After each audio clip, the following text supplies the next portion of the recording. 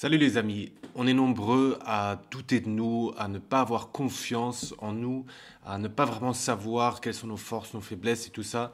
Et aujourd'hui j'avais envie de parler de cette thématique, je crois, importante, parce que en grande partie ce n'est pas lié à toi ou à moi, mais à d'autres choses qui nous ont construits, notamment pendant l'enfance. Et je crois qu'il est vraiment important de mettre des mots dessus pour aussi essayer de retrouver son pouvoir, retrouver sa puissance et de créer un petit peu la vie qu'on a envie de créer. En gros, il y a trois facteurs clés qui nous construisent quand on grandit. C'est une fois notre éducation, notamment nos parents, une fois les amis et pendant l'école, les personnes avec qui on traîne, et bien entendu après, que ce soit les profs ou l'entreprise dans laquelle on est, donc vraiment l'environnement.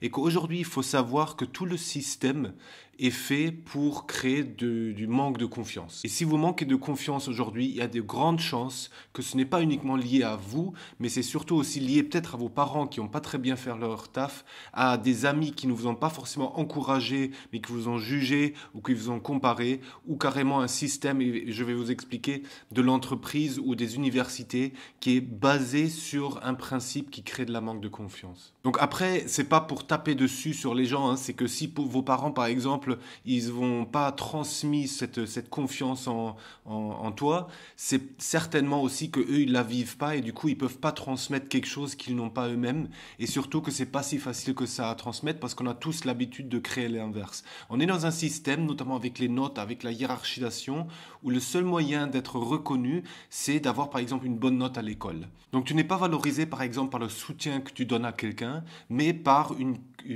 note individuelle, une performance individuelle, et que ça crée vraiment une compétition qui est malsaine, et que en gros, le seul moyen de gagner, c'est que l'autre perde. Et cela, ça crée un manque de confiance incroyable parce qu'il n'est pas lié au fait de montrer, d'explorer qui tu es et de te renforcer dans ton individualité, dans ta diversité, dans ce qui te rend unique, mais de te forcer à rentrer dans un cadre où si tu corresponds pas à ça, si t'es pas bon en maths par exemple, comme dans le système français, tu es rien. Si tu n'es pas S et si tu fais pas des études d'ingénieur ou une école de commerce, ben dans ce cas-là, tu as plus la reconnaissance des gens et tu vaux pas la même chose que quelqu'un d'autre. Et ça, c'est un système extrêmement destructif d'après moi. Et je dirais même, ça continue actuellement. C'est-à-dire, si vous n'êtes pas entrepreneur, si vous n'avez pas créé votre boîte, si vous n'avez pas fait quelque chose pour une ONG à l'étranger, si vous n'avez pas fait ceci, cela, ben vous n'êtes pas quelqu'un et du coup, votre confiance est toujours dépendante du regard de l'autre. Et ça marche pas à long terme, ça marche à court terme parce que ça vous donne un petit kick, vous voyez, c'est une réelle dépendance parce que le fait que quelqu'un, vous recevez une bonne note, vous la montrez, tout le monde vous regarde et waouh, c'est super, ça va créer vraiment de la dopamine dans votre tête, donc c'est comme de la drogue, c'est comme celui qui gagne le championnat, il va être très très heureux à un moment donné, mais ça retombe aussi très vite. Au lieu d'enlever les phénomènes de dépendance et d'addiction, on les renforce parce qu'on est dans un système qui est basé sur l'addiction. On le retrouve dans notre système éducatif, on le retrouve dans les entreprises, on le retrouve dans l'alimentation, le sucre qu'on mange. Et le risque là-dedans, c'est que oui, vous avez des moments où vous êtes extrêmement en haut et vous êtes dire chouette, c'est génial, j'ai cette reconnaissance. Et du coup, vous avez l'impression que vous avez confiance en vous parce que c'est un petit peu, moi je l'appelle le God complexe, le complexe de Dieu, c'est-à-dire vous avez l'impression que tout est possible, vous êtes le meilleur et tout ça.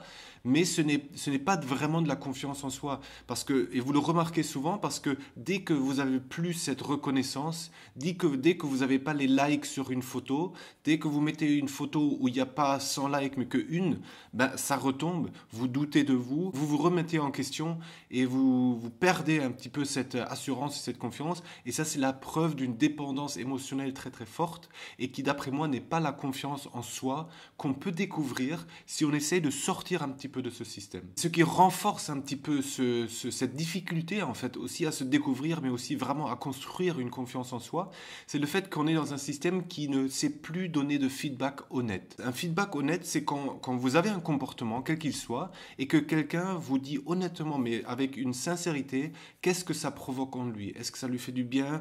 Comment il se sent? Pas qu'est-ce qu'il en pense, donc pas comment il vous juge, mais comment il le ressent. Parce que si vous avez un geste et que cette personne s'autorise à vous le dire sans vous gueuler dessus, c'est-à-dire tout simplement de vous dire écoute, ce que tu es en train de faire me blesse, ben ça permet de calibrer un petit peu ses comportements et c'est comme ça qu'on apprend aussi. Au contraire, si quelqu'un vous dit honnêtement écoute là, ça me touche profondément ce que tu as fait pour moi, ça me fait énormément plaisir, ben, ça vous donne envie de continuer. Et ça va construire une réelle confiance en soi. Et nos parents et les parents de la génération Y notamment, ben, sont souvent des générations qui parlent pas beaucoup des émotions, qui donnent pas beaucoup parce qu'ils l'ont pas appris tout simplement. Et d'une certaine façon, ça rend très difficile aux enfants de découvrir en fait comment ils doivent se comporter. Parce que c'est comme si quoi qu'on fasse, ben, il y a toujours le même retour, c'est automatisé, donc on ne sait pas, on est perdu. Et ça crée un sentiment un petit peu de je ne sais pas qui je suis, je ne sais pas qui je dois être. Et on le retrouve dans les entreprises où aujourd'hui, si vous faites des retours et des feedbacks honnêtes en interne, vous dérangez. Parce que vous mettez le doigt peut-être sur quelque chose qui ne va pas ou qui ne vous va pas et que ça force aussi l'autre à dire peut-être mon comportement il n'est pas parfait. Peut-être que si vous dites à un manager écoute ça m'a blessé ce que tu as fait là, ça me va pas, ça... Voilà, peut-être que ça, forcément, ça va déranger, ça va obliger le manager à adapter son comportement ou à honnêtement vous dire, écoute, je m'en fous, mais ça aussi, c'est un positionnement qui est fort et qu'il faut savoir tenir. Cette responsabilité, de prendre de la responsabilité pour son comportement, c'est ça, en fait, qui construit la confiance en soi. Donc, quand vous avez un comportement, que vous voyez l'impact que ça a et que vous faites un choix conscient de continuer à faire ça. Pour terminer, je vais vous donner 3 conseils qui, d'après moi, peuvent vraiment vous aider à construire cette confiance en soi parce que ce n'est pas quelque chose qui est inné, qui est là comme ça. C'est quelque chose qui se construit avec le temps. C'est comme voilà, différentes notions comme l'amour, c'est des choses qui se construisent. C'est pas, ça ne tombe pas dessus et ça reste tout le temps. Ça se construit et ça s'entretient. La première chose, d'après moi, c'est vraiment de prendre le temps pour voir qu'est-ce que vous ressentez au fond de vous-même. C'est-à-dire vraiment être en connexion avec vous-même et ne pas fuir des sentiments qui peuvent être négatifs. Ne pas fuir la colère, ne pas fuir la tristesse, ne pas fuir l'ennui.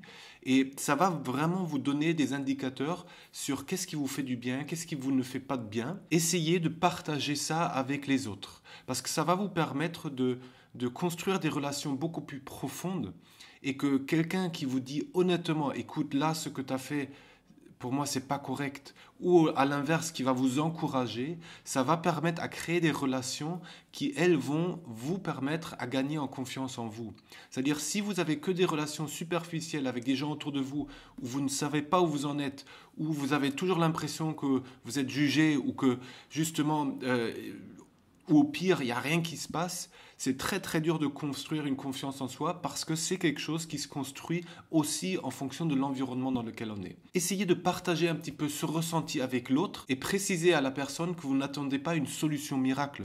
Vous n'attendez rien de lui. Ce que vous aimeriez, c'est juste qu'il prenne le temps d'écouter comment vous allez vraiment et peut-être aussi par moment, si vous avez un comportement et que vous avez des doutes sur comment est-ce que c'est bien ou pas, ben prenez le temps pour demander à cette personne, à un ami par exemple, est-ce que tu peux me dire vraiment comment tu t'es senti quand je me suis comporté comme ça. Vous voyez, et ça c'est aussi la meilleure façon pour moi par exemple dans les vidéos d'avancer, c'est de dire oui c'est chouette quand vous me dites que vous aimez bien la vidéo, et ce qui apporte encore plus de valeur pour moi aussi, pour voir dans quelle direction, comment moi, voilà, qu'est-ce que ça provoque chez les autres, c'est de vraiment dire ok cette vidéo-là, elle m'a donné envie de faire ça, je me suis senti vraiment bien, mais pour telle raison. Ça montre un petit peu aussi l'énergie que j'y mets, parce que, voilà, encore une fois, moi, j'ai pas toutes les solutions. Moi aussi, comme vous, je suis encore sur le chemin, à tous les jours découvrir un petit peu plus qui je suis, qu'est-ce que j'ai envie de partager, comment je le partage.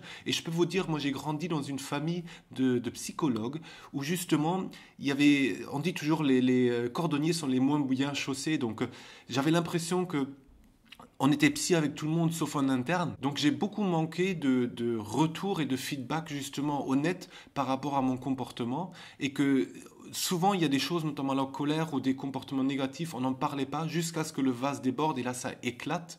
Mais du coup, moi j'ai grandi avec un truc blanc-noir. Ça veut dire soit c'est super, soit c'est la fin du monde. Et que du coup, moi aussi, je me remets de ça tous les jours un peu plus, à trouver quelque chose de beaucoup plus juste, beaucoup moins extrême aussi, et quelque chose qui voilà, s'adapte et plus fluide. et qui m'aide moi en fait à avoir une confiance en moi beaucoup plus présente et régulière que ce que j'avais avant. Et après aussi, je crois que ce qui vraiment peut aider à construire la confiance, c'est que vous prenez quelque chose que normalement vous consommez et au lieu de le consommer, vous le vivez. Je vais vous expliquer. J'ai une très belle... Alors je vais mettre l'image là ou là quelque part. Vous voyez l'histoire du café. On est vraiment dans cette culture où j'appuie sur un bouton, il y a le café qui tombe, je consomme, je passe à autre chose, j'enchaîne. Mais du coup, vous n'êtes pas du tout dans l'action, vous vivez pas du tout le truc. Moi, j'ai envie de dire, pourquoi pas apprendre, et comme moi j'adore le faire avec les machines à café voilà, maison en fait. C'est-à-dire j'ai du café, je vais le moudre, je vais le sentir, je vais le préparer, et bien sûr, en faisant ça, je peux me tromper. Je peux faire un café qui est dégueulasse, qui est imbuvable, et ben c'est pas grave.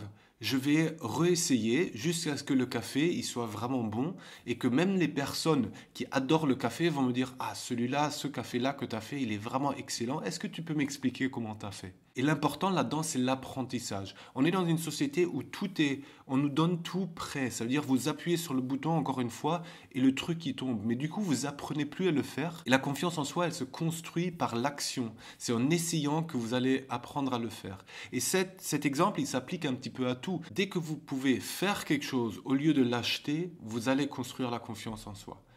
Si vous faites un petit jardin et que vous plantez 3-4 tomates au lieu d'acheter des tomates, vous allez voir, vous allez énormément apprendre et sans même le remarquer, vous allez construire votre confiance en soi qui est de je sais prendre soin de moi, je sais me débrouiller, je sais faire des choses, je ne dépends pas uniquement de gens qui me vendent quelque chose.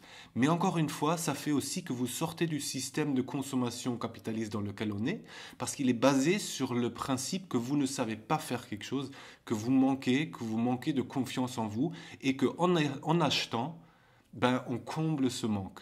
Et c'est la base du système sur lequel on est. Comme vous ne savez plus planter de tomates et vivre en autonomie, ben vous dépendez des gens qui vous les vendent. Avoir une relation avec un petit producteur, c'est génial. Mais dépendre vraiment entièrement de grands groupes industriels notamment, c'est là où il y a vraiment quelque chose qui, d'après moi, me semble pas juste, parce qu'on n'est pas dans une quête d'autonomie, mais vraiment de dépendance. Et on utilise, voire on encourage cette dépendance pour vendre. Et ça, c'est vraiment quelque chose que, voilà, vous le savez maintenant, où je ne suis pas d'accord.